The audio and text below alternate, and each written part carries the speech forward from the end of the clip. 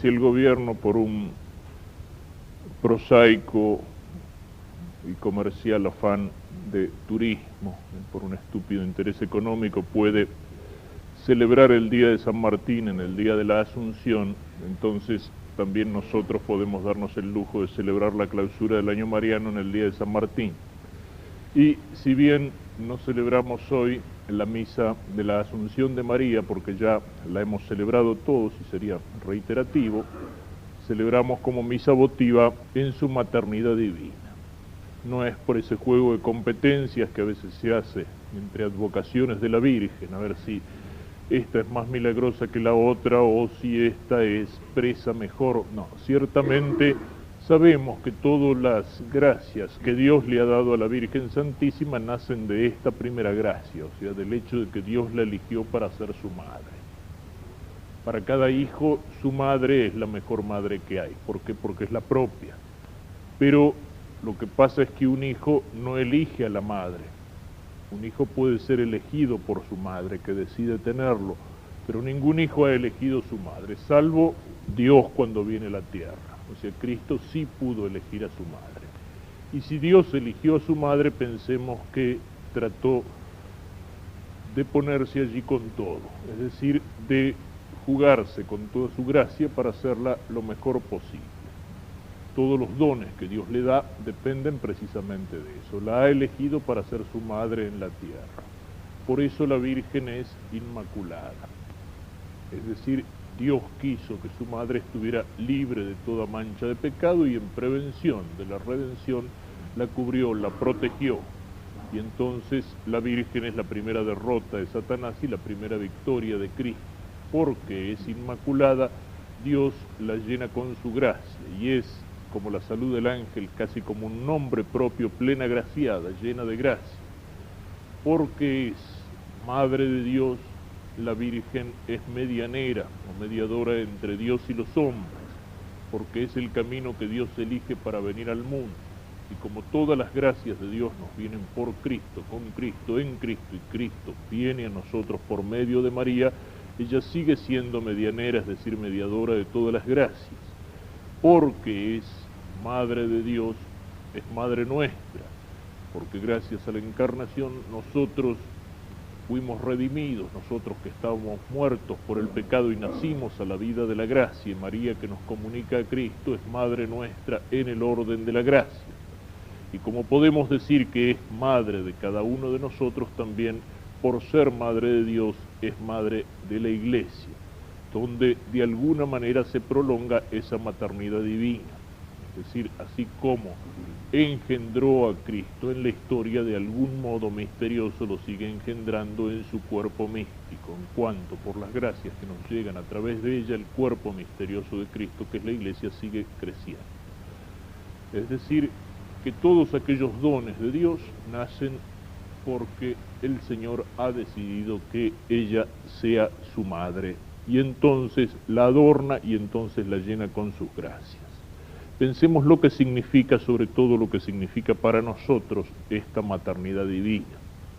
María no es madre de la divinidad, lo sabemos, Dios existe desde siempre, pero es madre de Dios porque la única persona del Verbo, que es el término de la generación, es la persona divina.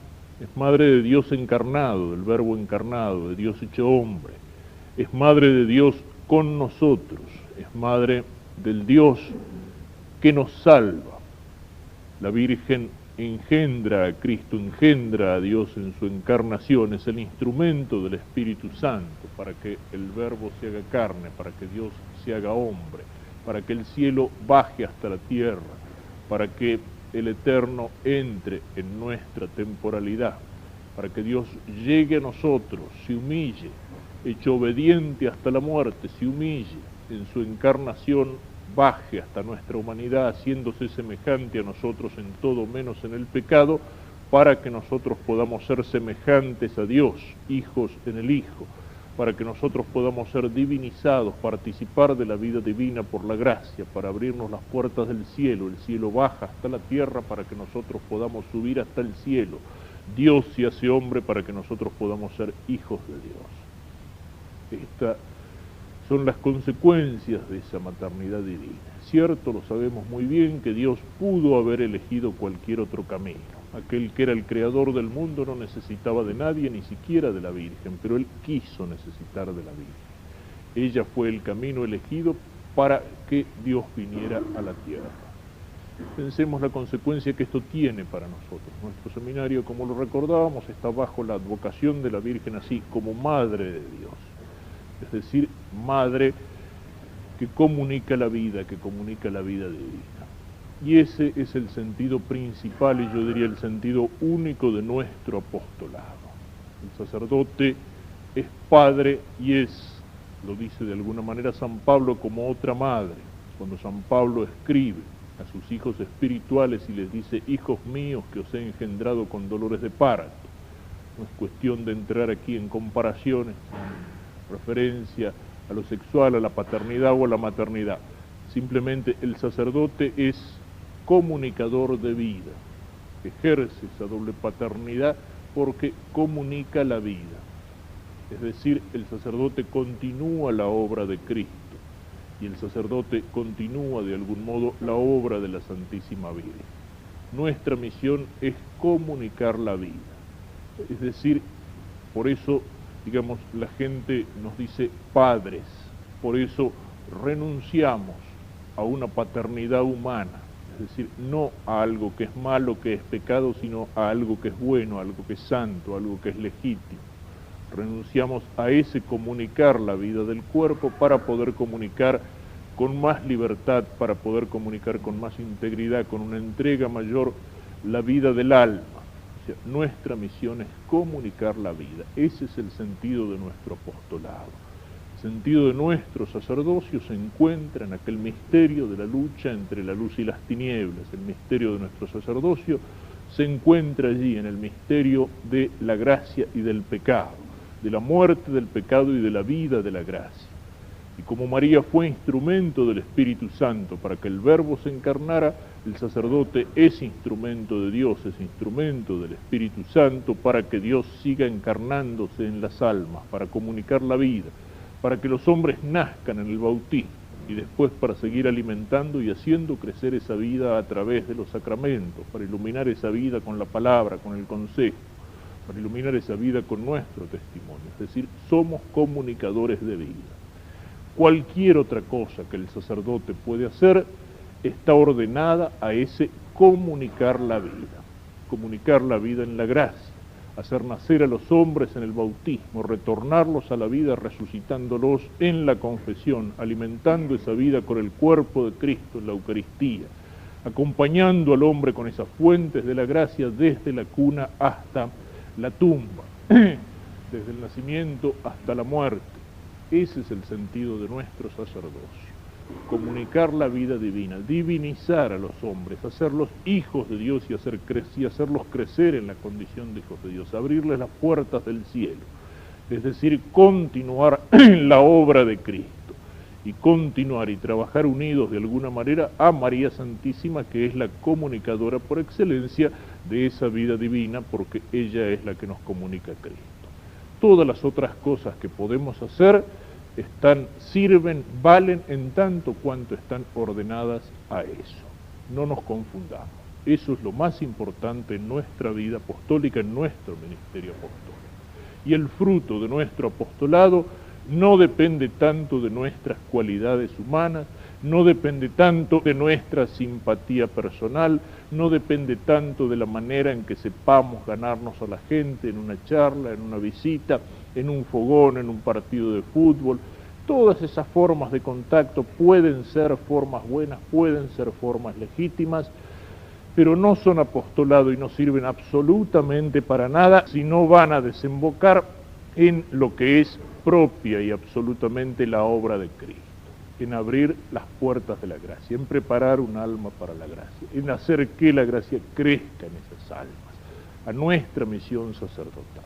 Allí está el centro y allí está también la eficacia de nuestro apostolado, comunicar como María la vida divina, alimentar y hacer crecer esa vida divina. Pero para eso tenemos que ser instrumentos aptos, instrumentos dóciles del Espíritu Santo, como fue instrumento la Virgen Santísima, sujetando plenamente su voluntad a la voluntad de Dios, de una manera total, sin condiciones. He aquí la esclava del Señor. Es decir, no tengo voluntad propia, quiero lo que Dios quiere, totalmente a disposición de la misión para la cual el Señor me ha llamado, para la cual el Señor me ha elegido, esa misión de comunicar a los hombres la vida divina.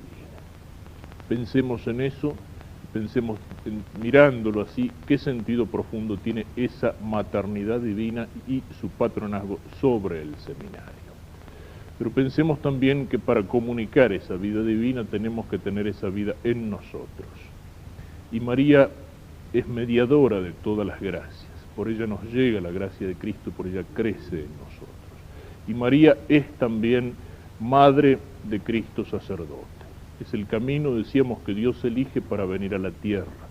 Y si el sacerdote es puente, María es de alguna manera el instrumento para construir ese puente entre Dios y los hombres, entre el cielo y la tierra. Ella es madre de Cristo y de una manera particular, madre de Cristo sacerdote. Como forma a Cristo, como formó a Cristo en la historia, decíamos, lo forma también, comunicando las gracias en su cuerpo místico, que es la Iglesia. Y lo forma también, siendo medianera o mediadora de todas las gracias, en el alma de cada uno de nosotros. Pero el Cristo que tiene que formar en mi alma es, de un modo particular, el Cristo sacerdote. Porque el Señor, al llamarme, el Señor ha querido identificarme con Él como sacerdote de una manera especial, de una manera particular. Dejarnos formar, dejarnos moldear. Nosotros nos consagramos a la Virgen. Lo haremos en conjunto al final de la misa. Muchos de los que están aquí están consagrados con esa particular consagración de la esclavitud mariana, con ese decir a la Virgen en el espíritu de San Griñón de Montfort, con ese decirle a la Virgen, soy todo tuyo. Y sabemos lo que eso significa. Dejarnos moldear, dejarnos formar, hacernos como cera líquida, para que el molde de María imprima a Cristo en nosotros. A veces creemos que nuestro crecimiento en la vida espiritual, que el crecimiento de nuestra santidad es obra de nuestro esfuerzo, de nuestras fuerzas humanas, es obra de nuestra capacidad de dominarnos, de nuestra capacidad de lucha, de nuestra capacidad de vencer la tentación, de nuestra capacidad de hacer actos buenos. Nosotros lo más que podemos hacer es quitar los obstáculos que nosotros mismos ponemos para que sea el Espíritu Santo el que trabaja en nosotros. Y para que el Espíritu Santo pueda trabajar en nosotros, qué mejor que volcarnos con absoluta confianza en el molde de aquella que es la esposa del Espíritu Santo, para que ella como madre vaya formando y engendrando a Cristo en nosotros.